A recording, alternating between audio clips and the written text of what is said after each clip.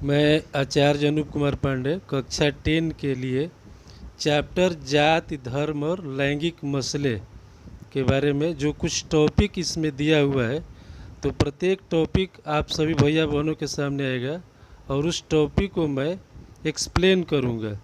सबसे पहले इस पाठ का परिचय के संबंध में बता दूं कि इस पाठ में हम सभी सामाजिक विभाजन और भेदभाव वाली 3 सामाजिक असमानताओं पर चर्चा करेंगे।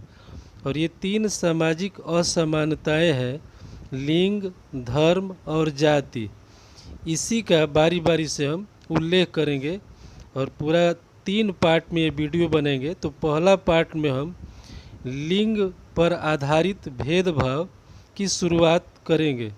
तो सबसे पहले हम जानेंगे इस संबंध में कि श्रम का लैंगिक विभाजन क्या है।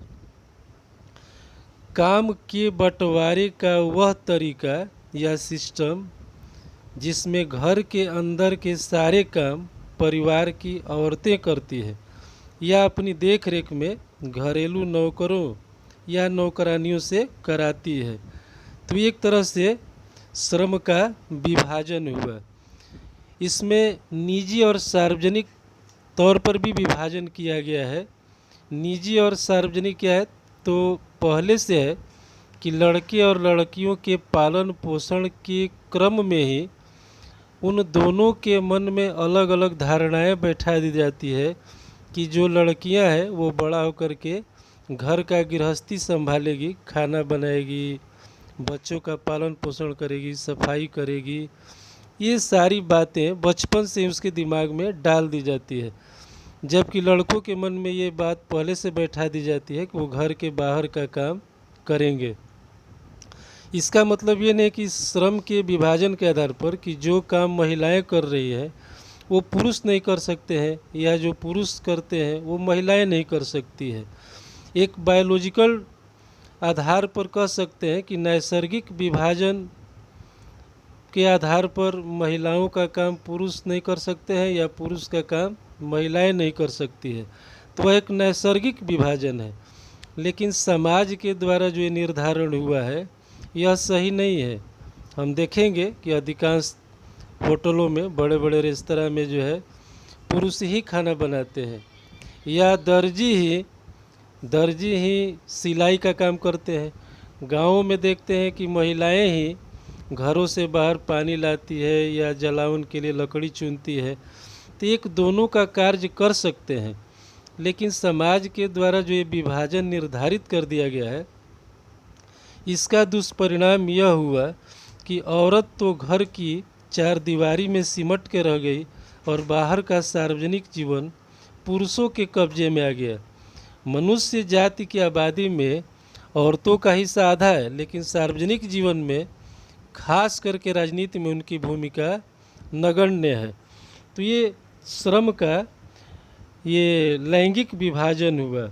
लैंगिक का मतलब स्त्री और पुरुष के आधार पर, लिंग के आधार पर विभाजन किया गया। इसी में एक शब्द आया है नारीवादी आंदोलन। नारीवादी आंदोलन क्या है, इसको समझेंगे। इसका एक संक्षिप्त डिफिनेशन दिया गया है, लेकिन मैं अपने तरीके से भी इसका डिफिनेशन बनाया हूँ। पहले है कि औरत और मर्द के समान अधिकारों और अवसरों में विश्वास करने वाली महिला या पुरुष। लेकिन मैंने इसे बतलाया है, जो लिखा हुआ स्क्रीन पर आप देखेंगे कि महिलाओं के राजनीतिक और वैधानिक दर्जे को ऊंचा उठाने और उनके लिए शिक्षा तथा रोजगार के अवसर बढ़ाने की मांग की गई। अपने अधिकारों की मांग करने वाले महिला आंदोलनों ने औरतों के व्यक्तिगत और पारिवारिक जीवन में भी बराबरी की मांग उठाई। इन आंदोलनों को ही नारीवादी आंदोलन कहा जाता है। अब लगे कि इसमें अगला स्टेप है कि महिलाओं के साथ अभी भी किन किन क्षेत्रों में भेदभाव होता है। ये नेक्स्ट टॉपिक है। इसके संबंध में हम लोग देखेंगे संक्षिप्त में। ये पॉइंट बतलाया गया जो आपको काम आएगा यदि प्रश्न आ गया कि महिलाओं के साथ अभी भी किन किन क्षेत्रों में भेदभाव होता है या उनका दमन होता है। उस पर प्रकाश डालें। पहला पॉइंट है कि शिक्षा के क्षेत्र में पहला पॉइंट है ये भेदभाव होता है, यानी कि आज भी महिलाएं केवल 54% ही शिक्षित है, जबकि पुरुषों की का परसेंटेज 76% है। ऐसा इसलिए कि लड़कियों की एक सीमित संख्या ही उच्च शिक्षा की ओर आगे बढ़ पाती है। जब हम देखेंगे कि स्कूली परीक्षाओं का परिणाम पर गौर करेंगे तो कई जगह लड़कियों ने लड़कों से बेहतर प्रदर्शन की है, लेकिन वही है कि माँ बाप चाहते हैं कि लड़कों पर ही ज़्यादा खर्च करें, तो आगे की पढ़ाई में लड़कियां पिछड़ जाती है। दूसरा कारण हमने बतलाया है कि कहीं भी ऊंची तनख्वाह यानी कि वेतन और ऊंचे पदों पर पहुंचने वाली महिलाओं की संख्या आज भी बहुत कम है। और तीसरा पॉइंट है कि समान मजदूरी से संबंधित कानून बनने के बाद भी महिलाओं को पुरुषों की तुलना में कम मजदूरी मिलती है। काम एक ही जैसा होता है लेकिन उन्हें मजदूरी कम मिलती है। तो ये एक अंतर है, इसको इस भेदभाव कहा जाएगा। यही विषमता है, असमानता है। और एक चौथा कारण है कि भारत में अब भी माँ बाप को सिर्फ लड़के की चाह होती है। अभी भी भारत के अनेक हिस्सों में माँ बाप की यही ख्वाहिश रहती है। लड़की को जन्म देने से पहले ही खत्म कर देने के तरीके इसी मानसिकता का परिचायक है। आज भी आप जानते ही हैं कि अल्ट्रासाउंड के माध्यम से इस तरह के गलत कार्य होते हैं, जिससे लड़कियों की संख्या दिन प्रतिदिन घटते जा रही है।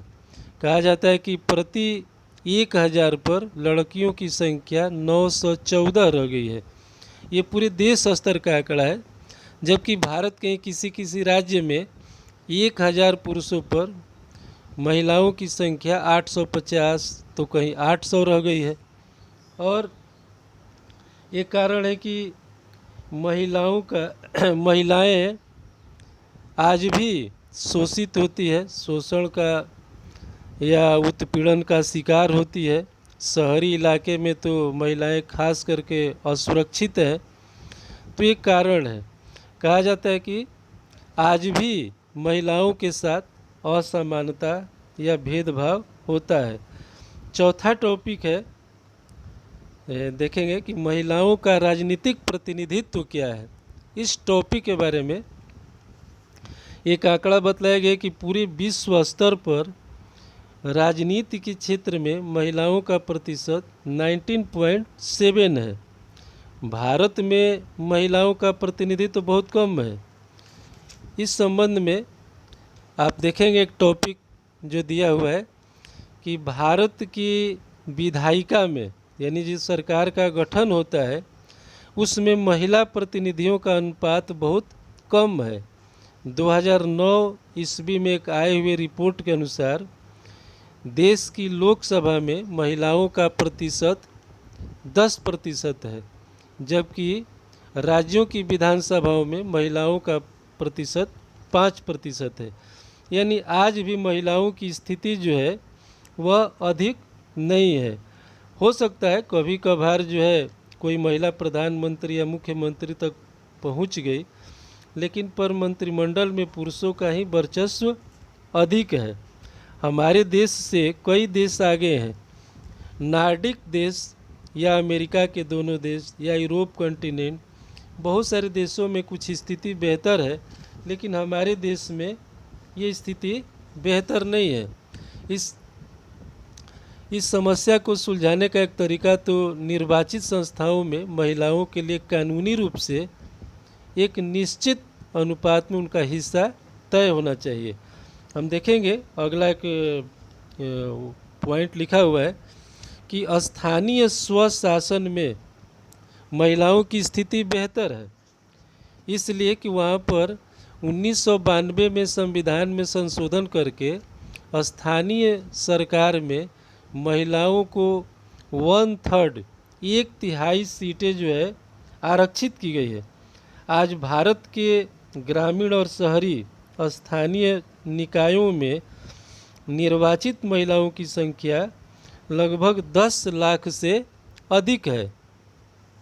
तो इस आधार पर हम कह सकते हैं कि आज भी समाज में महिलाओं के साथ भिन्नताएं, विषमताएं पाई जाती है और कहा जाता है कि भारत आज भी पितृ प्रधान या पुरुष प्रधान वाला देश रहा है।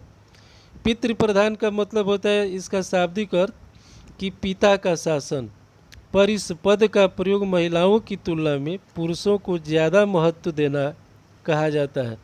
ज़्यादा शक्ति देने वाली व्यवस्था के लिए ही पितृ प्रधान शब्द का उपयोग होता है। तो ये इस टॉपिक का यहीं तक है। नेक्स्ट टॉपिक में हम आपको और बतलाएंगे।